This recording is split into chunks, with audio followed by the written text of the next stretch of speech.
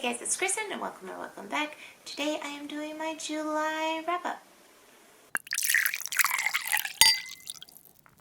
I think I wear this every time I fucking film. Anyway, in the month of July I read 9 things, 8 books, and 1 comic bind-up, and this is what they were. I'm going to start with Severance by Ling Ma.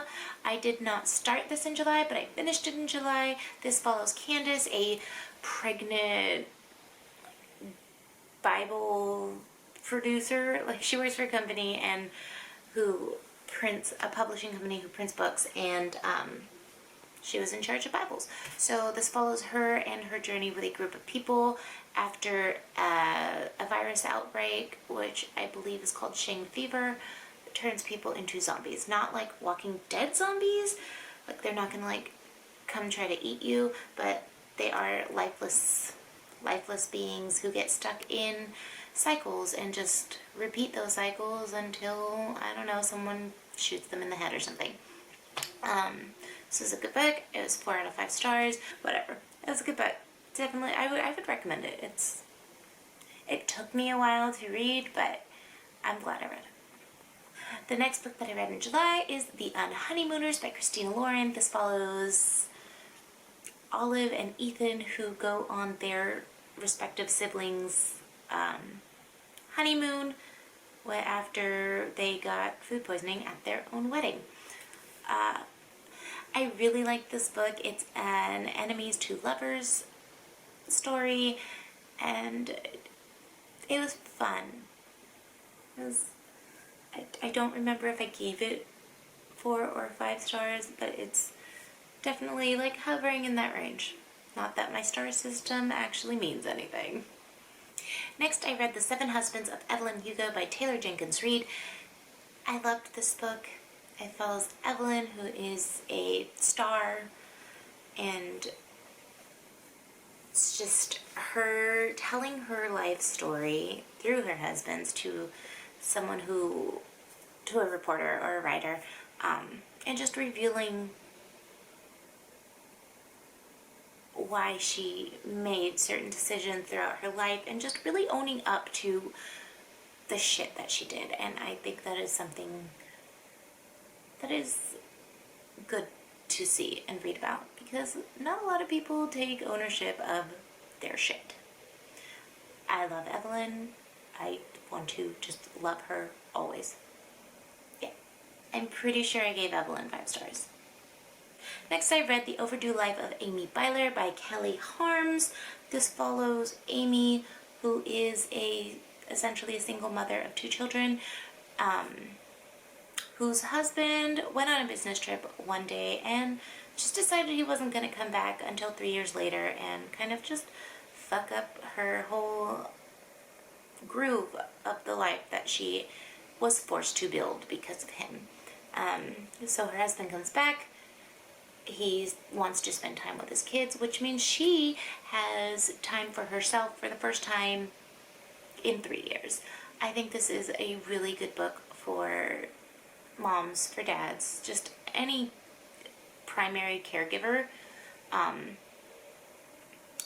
because we often forget to take care of ourselves, and we put the people we're taking care of first. And this, you know, I think that you should take care of yourself, because when you do, you are better able to take care of others.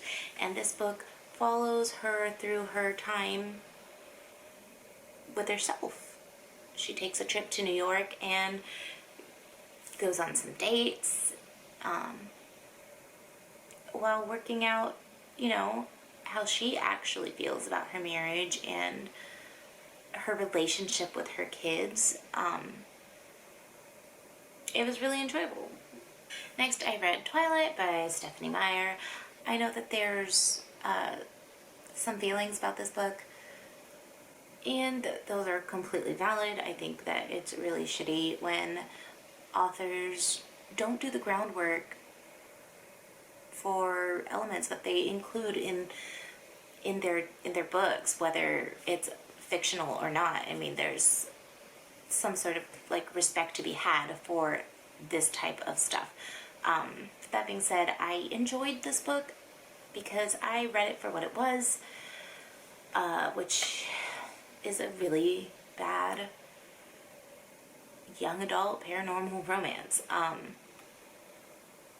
feel like I enjoyed it more this time I read it than when I initially read it, however many years ago. Whatever.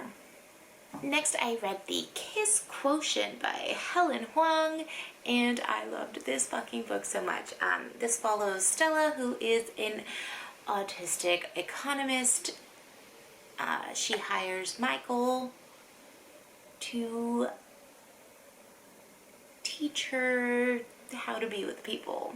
At first it was to teach her how to be with people sexually, and then it was how to be with people like in a relationship way. I really loved this book. I don't know what else to say. I really liked it. I believe that it is own voices. I believe that the author is autistic. And you know, I'm one of those people who can take or leave sex scenes in books and movies. Like I don't seek them out, but I'm not like going to actively avoid them. And the sex scenes in this book were written really well. Yeah, 5 stars for Stella and Michael. The next book I read was The City of Glass by Cassandra Clare. This is the 3rd book in the Mortal Instruments series. I gave it 3 out of 5 stars. It's really a 3.5 stars. It is slightly better than the first 2 fucking books that came before it, but like it's very slight. The next book that I read was The Black Flamingo by Dean Atta. This is a story following Michael, who is a Greek and I believe Jamaican young boy growing up in London, and just it's a journey of discovery. He's a gay boy coming up in London. It includes poetry, and it's just a well-written book. It's a good story. It's realistic. Michael finds himself eventually through a group at university, and he discovers drag, and through drag he is able to present himself to the world as he is. And I would definitely recommend reading it. It's a quick read and it is a good read. For sure. For sure. 5 stars. I didn't say that. 5 stars. The last thing that I read in July is the Umbrella Academy Volume 1, The Apocalypse Suite. This is a comic bind-up. I wanted to read this because I enjoyed the Netflix show, and I wanted to read the comic bind-up because I know that they differ in multiple elements, and I think that I know that I just ranted about deviating from source material for adaptations, but I think that in this case it was well done. Like, aspects are different, but the overall journey and story, they stay somewhat true. I am in the middle of reading Volume 2. I think that I'll actually finish it before July 31st. It's the 30th today. I wanted to read it because I liked the series, and Season 2 drops tomorrow. By the time you see this, I will probably have started watching or watched the entirety of Season 2. So if you want to talk about that, like, I'm here for it. Yeah. So that is everything that I read in July. I think that I I read a lot more than I thought I did. I thought that I was going to come out at 6 books, including The Umbrella Academy, and when I went back to look, I came out at 9. So, you know, goes to show that I don't always know exactly what is happening in my life. So that's July. Thank you for watching, and I'll see you in the next one.